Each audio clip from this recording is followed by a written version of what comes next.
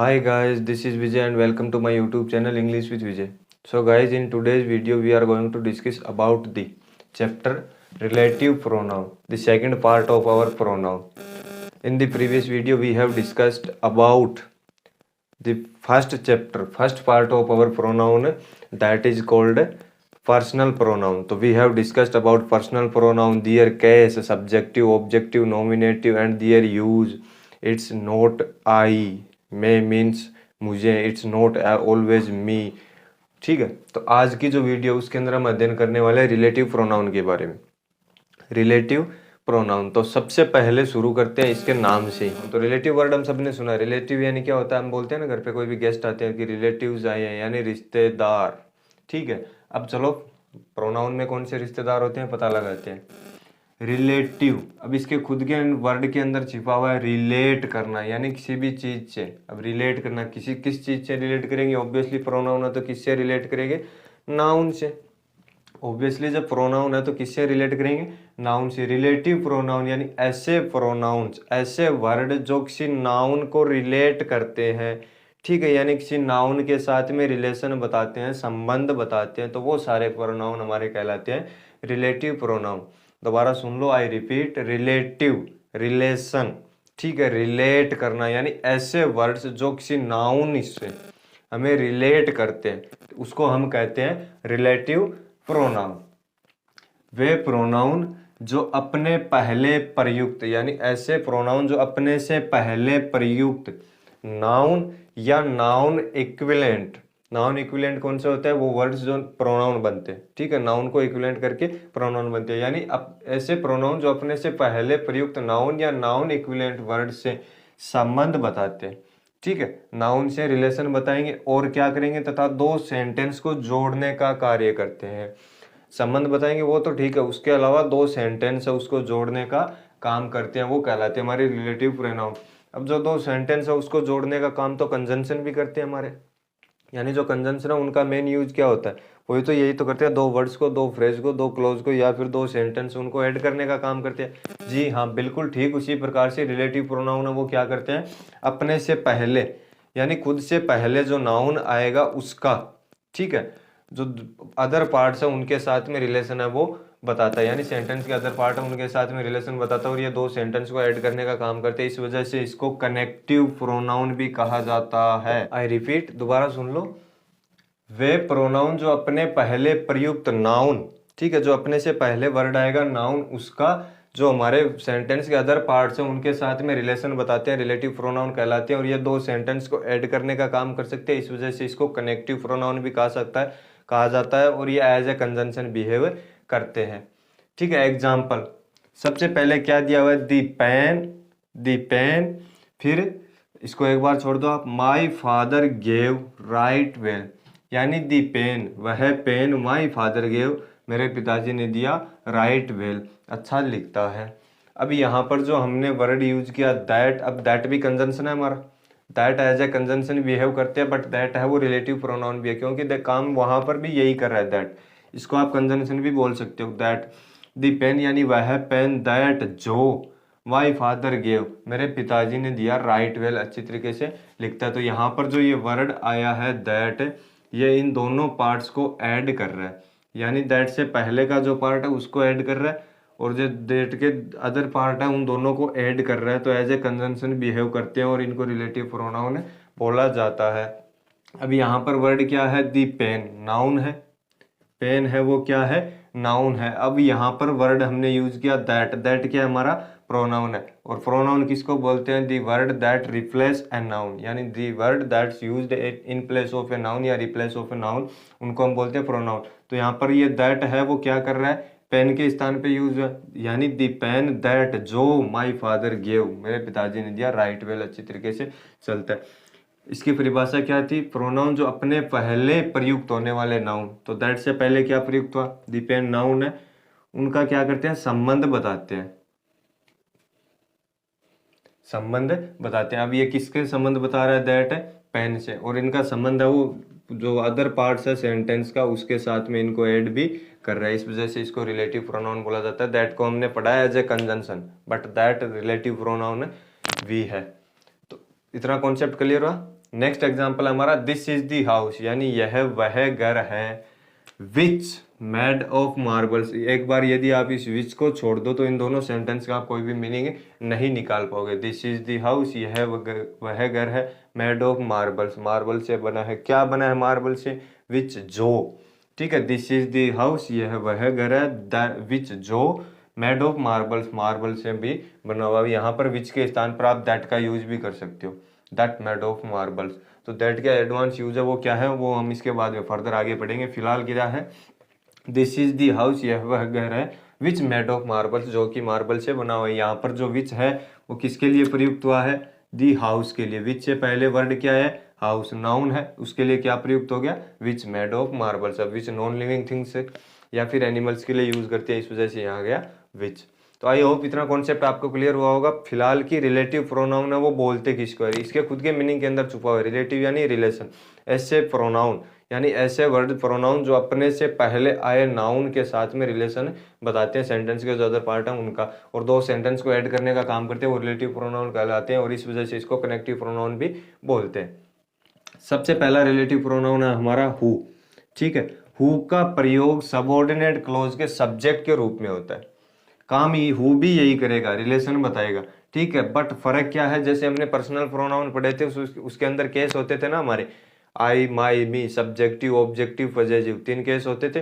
ठीक उसी प्रकार से हु, हुम, हुज, हु, हुम, हुज ये रिलेटिव प्रोनाउन है, और इनके तीनों केस है। हु है वो एज ए सब्जेक्ट बिहेव करेगा यानी सब्जेक्टिव केस है, हुम है वो एज ए ऑब्जेक्ट बिहेव करता है, ऑब्जेक्टिव केस है, और हुज है वो पोजेशन दिखाने के लिए काम आता है। सिंपल सा रूल है इनका, एक छोटी सी ट्रिक है, बस फटाफट समझ लो। हु है वो एज ए सब्जेक्ट बिहेव करेगा यानी सब्जेक्टिव केस है, और हुम है वो ऑब्जेक्टिव केस है हु का।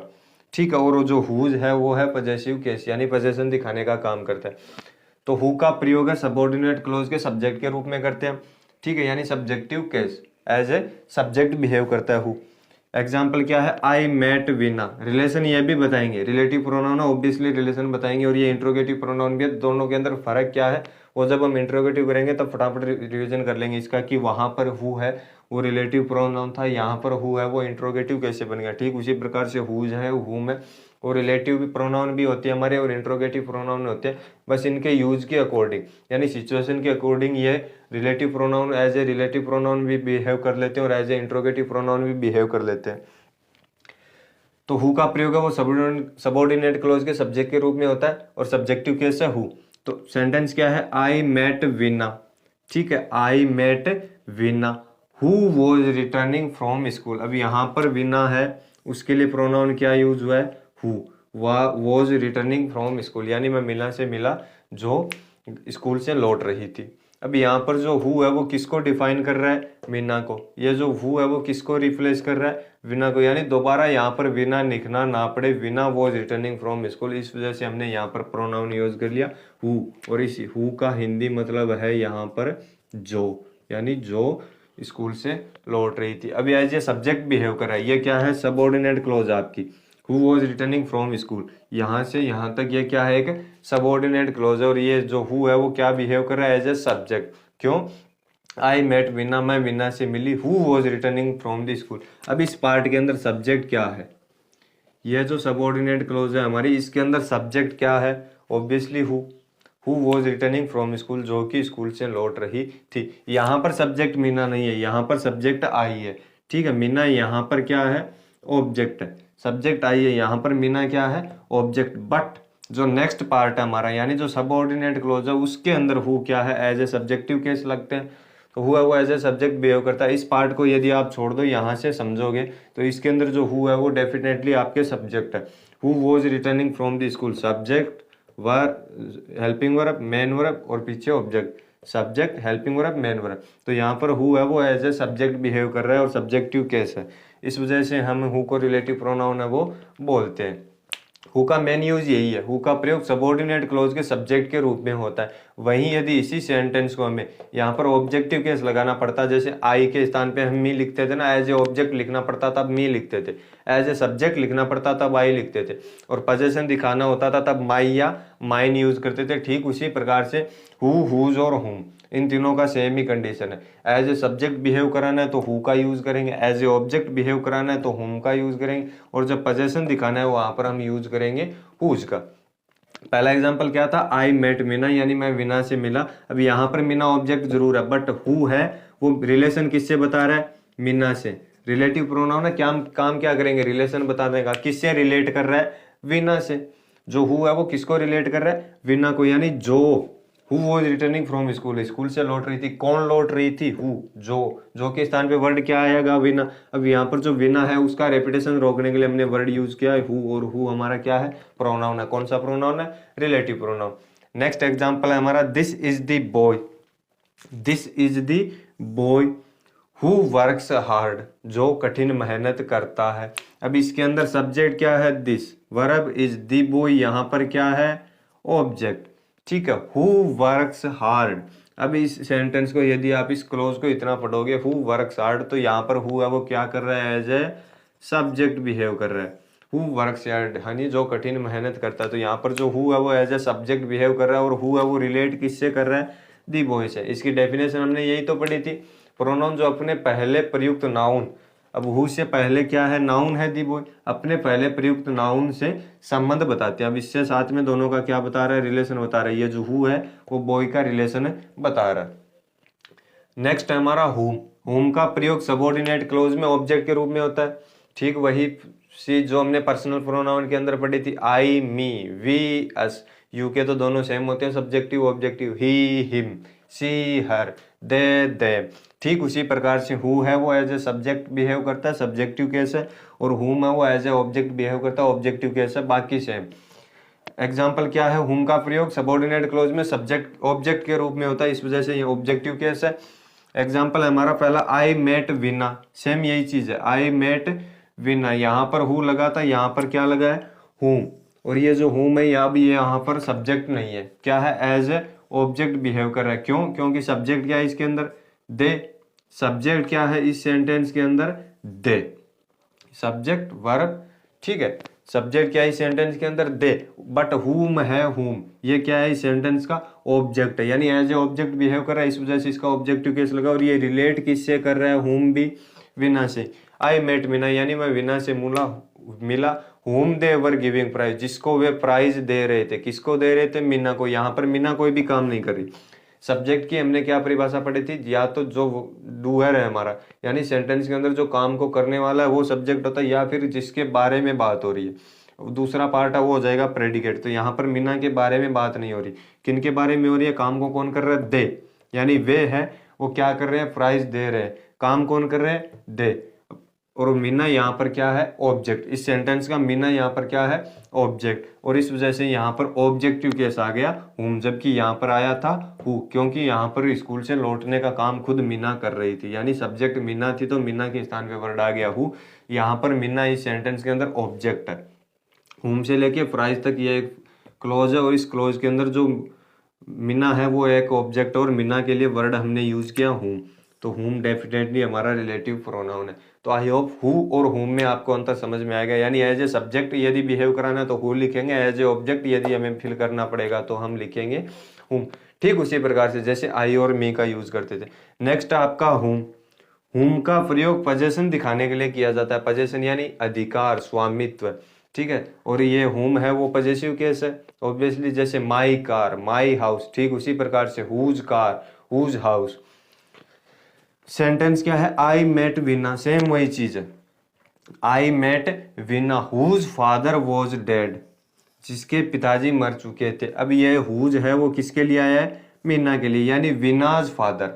किसके फादर, विनाज फादर, विना के फादर। तो ये एक सबऑर्डिनेट क्लोज है। अब इसके अंदर ये जो हुज है वो ना तो एज ए सब्जेक्ट बिहेव कर रहा है, ना ही एज ए ऑब्जेक्ट बिहेव कर रहा है, यानी ये जो हुज है वो इस क्लोज का ना तो सब्जेक्ट ना ही ऑब्जेक्ट है। अब हुज है वो क्या कर रहा है, रिलेशन बता रहा है। ठीक है, पोजेशन दिखा रहा है किसका, विना का, हुज फादर उसके पिता। अब ये ठीक वही चीज है जैसे माई, आवर, योर, ये कभी अकेले नहीं आते, इनके साथ में डेफिनेटली क्या चाहिए, एक नाउन चाहिए। ठीक उसी प्रकार से हुज है वो भी अकेला नहीं आता, इसके साथ में भी नाउन है वो चाहिए।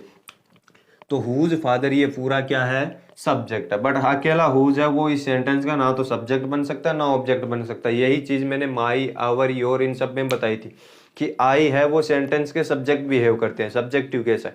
मी है वो सेंटेंस के ऑब्जेक्ट बनते हैं, ऑब्जेक्टिव केस है। बट जो माई है वो ना तो अकेला सब्जेक्ट बन सकता है ना ही अकेला ऑब्जेक्ट बन सकता है।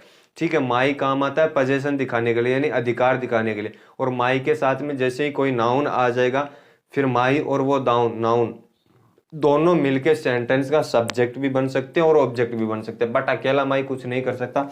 ठीक इसी प्रकार से हुज है, अकेला हुज है वो कुछ नहीं कर सकता। हुज का यूज करते हैं हम पोजेशन दिखाने के लिए यानी स्वामित्व दिखाने के लिए, और हुज के साथ में हमेशा डेफिनेटली एक नाउन आता है, और वो नाउन मिलके फिर ये हुज फादर है, ये सेंटेंस का सब्जेक्ट भी बन सकते हैं, ये सेंटेंस का ऑब्जेक्ट भी बन सकते हैं।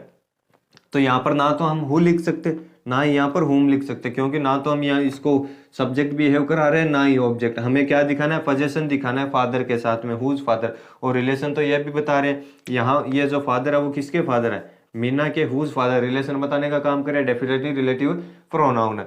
अगला एग्जाम्पल सेम है, this is the boy, this is the boy, this is the boy. यहाँ पर हु वर्ड लिख दिया था हम, यहाँ पर हमने क्या लिख दिया था, हुम। ये एग्जाम्पल क्या नहीं था क्या, this is the boy whom you know very well. अब यहाँ पर भी ये जो हुम है वो एज ए ऑब्जेक्ट बिहेव कर रहा है, सब्जेक्ट क्या है, यू। इस जो पार्ट है इस पार्ट का सब्जेक्ट क्या है, यू, बट यहाँ पर जो हुम है वो क्या बिहेव कर रहा है, एज ए ऑब्जेक्ट। और रिलेट किससे कर रहा है, बॉय से। किसके बारे में बात हो रही है, बॉय के बारे में। तो यहाँ पर सब्जेक्टिव केस नहीं लगा सकते, हु यू नो, ठीक है, जो आप जानते हो। तो यहाँ पर ऑब्जेक्टिव केस लगाना पड़ेगा हुम। दिस इज दी बॉय, यह वह लड़का है, whom you know very well, जिसको आप अच्छी तरीके से जानते हो। तो यहाँ पर जानने का काम कौन कर रहा है, यू। ठीक है, तो सब्जेक्ट क्या है इस सेंटेंस का, यू। हुम यहाँ पर ऑब्जेक्ट है और ऑब्जेक्टिव केस के रूप में यूज होता है। अब बात करते हैं नेक्स्ट हुज का। दिस इज दी बॉय यानी यह वह लड़का है, हुज कार इज रेड, जिसकी जो कार है वो क्या है, रेड है। अभी यहाँ पर हु नहीं भर सकते हम, ना ही हुम भर सकते, क्योंकि ना तो सब्जेक्ट बिहेव कराना है ना ऑब्जेक्ट। हुज के तुरंत बाद में क्या है, कार। कार क्या है, नाउन। तो हुज अकेला नहीं आता, इसके साथ में नाउन चाहिए, फिर ये दोनों मिलके सेंटेंस का सब्जेक्ट भी बन सकते हैं और ऑब्जेक्ट भी बन सकते हैं। और यहाँ पर जो हुज है वो किसके लिए आया है, दी बॉय के लिए। और पोजेशन किसके साथ में दिखा रहा है, कार के साथ में, यानी हुज कार, जिसकी कार, किसकी कार, दी बॉय की। डेफिनेटली प्रोनाउन होते ही क्या है, वो वर्ड जिसको हम नाउन से रिप्लेस करते हैं। नाउन क्या है यहाँ पर, दी बॉय, उसके स्थान पर वर्ड क्या यूज हुआ, हुज। और हुज क्या दिखा रहा है, पोजेशन कार के साथ में, यानी जिसकी कार, किसकी कार, उस लड़के की, बॉय की कार। तो आई होप रिलेटिव प्रोनाउन के तीनों जो सबसे इंपॉर्टेंट कॉन्सेप्ट है वो आपको क्लियर हुए, हु, हुम, हुज।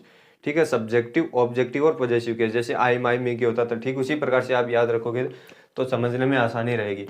अब उसके अलावा हमारे दो और बचते हैं, विच और दैट। मुख्य रूप से रिलेटिव प्रोनाउन है वो 5 ही होते हैं, विच, दैट और 3 ये हु, हुज और हुम। उसके अलावा होते हैं, बट जो मेनली हमें यूज में आते हैं वो ये 5 ही आते हैं। तो हु हमने पढ़ लिया, हुम हमने पढ़ लिया, हुज हमने पढ़ लिया, रिलेटिव प्रोनाउन हमने पढ़ लिया कि एक्चुअल के अंदर होते क्या है। 2 प्रोनाउन और बचे हैं, विच और दैट, फटाफट उनको कवर करते हैं। हाँ जी, नेक्स्ट प्रोनाउन है हमारा विच।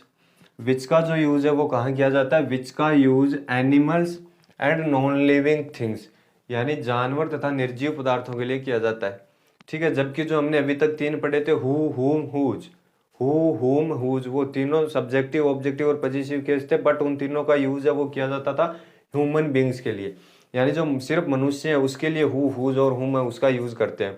ठीक है, जबकि जो विच है उसका यूज किया जाता है animals and non living things, यानी जानवरों के लिए, जैसी चीजें जो निर्जीव है, निर्जीव पदार्थों के लिए, वस्तुओं के लिए और एनिमल्स के लिए यूज किया जाता है विच का। और ये एज ए सब्जेक्ट भी, एज ए ऑब्जेक्टिव, यानी सब्जेक्टिव केस में भी यूज कर सकते हैं, ऑब्जेक्टिव केस में भी यूज कर सकते हैं। एग्जाम्पल क्या है, the dog which is black is mine, यानी जो डॉग है जो कि ब्लैक है, इज माइन, मेरा है। यहाँ पर भी जो माइन है वो यूज हुआ है किसके लिए, ये जो माइन है वो भी पोजेशन दिखाते हैं ना, माई, माइन, आई का पॉजिटिव केस है माइन। यहाँ पर माइन नहीं लिख सकते हम, क्योंकि माई लिखने के बाद में क्या चाहिए हमें, नाउन चाहिए। तो ये जो माइन है वो किसके लिए यूज हुआ है, डॉग के लिए, यानी जो कुत्ता है वो मेरा है, तो आई का पजेसिव केस है यहाँ पर भी mine. The dog which is black is mine. अब बात करते हैं विच की, तो यहाँ पर जो विच है वो किससे रिलेट कर रहा है, डॉग से। किससे रिलेट कर रहा है, डॉग से। और यहाँ पर हूँ हम भर नहीं सकते, हु का यूज हम कर नहीं सकते, क्योंकि हु का यूज है वो सिर्फ और सिर्फ ह्यूमन बींग्स के लिए यानी मनुष्यों के लिए किया जाता है। अदरवाइज यदि कोई थिंग है या एनिमल है यानी नॉन लिविंग थिंग्स है या एनिमल्स है, उसके लिए हम यूज करते हैं विच का। तो the dog which is black is mine, यानी जो कुत्ता जो कि काला है, इज माइन मेरा है। नेक्स्ट एग्जांपल है दिस इज द कार। अब यहाँ पर विच से पहले नाउन क्या आ गया, कार। किससे रिलेट कर रहा है विच, कार से। आई हैव बॉट, मैंने खरीदी। This is the car which I have brought, जो कि मैंने खरीदी। This is the car which I have brought, यहाँ पर जो विच है वो किससे रिलेट कर रहा है, कार। और कार क्या है, एक नॉन लिविंग थिंग्स है, यानी एनिमल या नॉन लिविंग थिंग्स के लिए हम यूज करते हैं विच का। अदरवाइज यदि यहाँ पर कोई भी ह्यूमन बींग होता, boy girl, Ram Shyam Suresh Dinesh Suresh ETC, कोई भी ह्यूमन बींग होता तो यहाँ पर हम यूज कर लेते हु का, यदि एज ए सब्जेक्ट बिहेव कराना था, और हुम का कर लेते यदि एज ए ऑब्जेक्ट बिहेव कराना था। विच है वो हु और हुम से मिलता जुलता है। फर्क क्या है, विच का यूज करते हैं हम एनिमल्स या नॉन लिविंग थिंग्स के लिए, जबकि हु, हुम और हुज तीनों है वो हम यूज करते थे ह्यूमन बींग्स के लिए। लास्ट है हमारा दैट। दैट का यूज करते हैं हम मनुष्य के लिए, वेरी गुड। हु का भी यूज करते थे हम वस्तुओं के लिए, अरे विच का भी यूज करते थे हम। तो दैट का यूज है वो क्या, कहाँ किया जाता है, humans and non living things के लिए, यानी दैट का यूज है वो मनुष्यों के लिए तथा वस्तुओं के लिए किया जाता है। तो फिर क्या ये कहना सही होगा कि जहां पर हम हु, हुज, हुम वगैरह बरते थे, विच वगैरह बरते थे, वहां दैट लगा सकते। चीज तो वही है ना, हु का यूज कहाँ करते थे हम मनुष्यों के लिए, विच का यूज कहाँ करते थे वस्तुओं के लिए। तो दैट का यूज है वो मनुष्य तथा वस्तुओं दोनों आ गए इसके अंदर। तो जहां पर हम हु, हुज, हुम वगैरह बरते थे, विच बरते थे, क्या वहां पर दैट लगा सकते। दोनों सेंटेंस को ध्यान से समझना। This is the teacher. अब यहाँ पर टीचर है वो क्या है, नाउन है, और ये ह्यूमन बीइंग है, तो यहाँ पर हम क्या भर दे, हु, सब्जेक्ट है ना ये, दिस इज द टीचर। अब यहाँ पर हमें सब्जेक्ट बिहेव कराना है, हु टॉट माई चिल्ड्रन, जो मेरे बच्चों को पढ़ाते हैं। तो इसके अंदर कोई भी सब्जेक्ट नहीं है, तो हु क्या कर रहा है, एज ए सब्जेक्ट, यानी सब्जेक्टिव केस लगाना था हमने, तो यहाँ पर हमने भर दिया who. This is the teacher, यानी यह वह टीचर है, हु टॉट माई चिल्ड्रन, जो मेरे बच्चों को या जिसने मेरे बच्चों को पढ़ाया। ठीक है, सेकंड फॉर्म होगी टॉट। यह वह टीचर है जिसने मेरे बच्चों को पढ़ाया। तो यहाँ पर हु भर दिया, वो गलत है क्या, नहीं, डेफिनेटली क्या है, बिल्कुल सही है, क्योंकि टीचर है यहाँ पर ह्यूमंस है, और ह्यूमंस के लिए हु, हुज, हुम का प्रयोग करते हैं। यदि ऑब्जेक्ट बिहेव कराना होता हुम भर देते, पोजीशन दिखाना होता हुज भर देते, सब्जेक्ट है तो सब्जेक्टिव केस लगा दिया हु। बट यहाँ पर आप दैट भी भर सकते हो, ठीक है, दैट भी हमें भर सकते हैं। दैट भी हमारा रिलेटिव प्रोनाउन है, रिलेशन बताने का काम करते हैं। हु, होज, होर, हुम, इन सबके स्थान पे, बीच के स्थान पे हम दैट का यूज है वो कर सकते हैं। This is the teacher that taught my children, यह वही टीचर है दैट टॉट माई चिल्ड्रन, जिसने मेरे बच्चों को पढ़ाया। ठीक इसी प्रकार से द चेयर। अब ये क्या है, नॉन लिविंग थिंग्स है, तो इसके लिए प्रोनाउन क्या यूज करेंगे हम, which is red is mine, यानी कुर्सी जो कि लाल है मेरी है। तो ये जो विच है वो किससे रिलेट कर रहा है, चेयर से। और नॉन लिविंग थिंग्स के लिए हम किसका यूज करते हैं, विच का। अब यहाँ पर हम डेफिनेटली दैट का यूज भी कर सकते हैं, क्योंकि दैट भी थिंग्स के लिए भी आता है और ह्यूमंस के लिए। The chair that is red, जो कि लाला इज माइन मेरी है। तो दैट का इतना कोई कॉम्प्लिकेटेड यूज है नहीं, बट हाँ कई कई केस ऐसे हैं जहां पर आप हु, हुज, हुम, विच इनका यूज नहीं कर सकते, वहां पर आपको दैट ही लगाना पड़ेगा। बट मोस्टली हम क्या कर सकते हैं, हु, हुज, हुम और विच, इन सबके स्थान पे दैट है वो सुटेबल होता है। बट कई सारे केसेस ऐसे भी होते हैं जहां पर आप दैट का यूज नहीं कर सकते, सिर्फ आपको हु भरना पड़ेगा, हुज भरना पड़ेगा, हुम भरना पड़ेगा। ठीक है, तो वीडियो काफी लंबी हो जाएगी, वरना मैं समझाता अभी, बहुत ही अच्छा कॉन्सेप्ट था वो। तो हाल फिलहाल इतना याद रखो, हु, हुज और हुम वो हम यूज करते हैं मनुष्यों के लिए, यानी सब्जेक्टिव केस लगाना होगा हु, ऑब्जेक्टिव केस लगाना होगा हुम, पोजीशन दिखाना होगा हुम। विच का यूज है वो हम करते हैं नॉन लिविंग थिंग्स या एनिमल्स के लिए, जबकि दैट का यूज है, दैट के अंदर हम मनुष्यों को भी ऐड कर सकते हैं, ठीक है, और नॉन लिविंग थिंग्स को। बट हाँ दैट का यूज है वो एनिमल्स के लिए कम होता है, यानी जानवर होते हैं ना, जानवर, उसके लिए दैट का यूज कम होता है। जैसे यहाँ पर क्या था, the dog that is black, ये कहना बेवकूफी होगी। एक कॉन्सेप्ट तो आपको, एक अंतर तो हमने यही मिल गया, ठीक है। हर जगह पर दैट का यूज हम नहीं कर सकते। The dog that is black, जो कि काला, इज माइन मेरा है, तो यहाँ पर दैट का यूज हम नहीं कर सकते। तो यहाँ पर हमने यूज किया विच का। ठीक इसी प्रकार से this is the car which I have bat, तो यहाँ पर भी हम दैट का यूज कर सकते हैं, दैट आई हैव बोट, कोई दिक्कत नहीं है। तो एनिमल्स के लिए दैट का यूज है वो होता है, बट रेयरली होता है, बहुत कम यूज करते हैं हम एनिमल्स के लिए। तो 5 प्रोनाउन थे हमारे रिलेटिव, मोस्टली 5 ही होते हैं, जो सबसे ज्यादा यूज है वो इन्हीं का किया जाता है। 500 प्रोनाउन है, उसका कॉन्सेप्ट हमने अभी क्लियर कर लिया।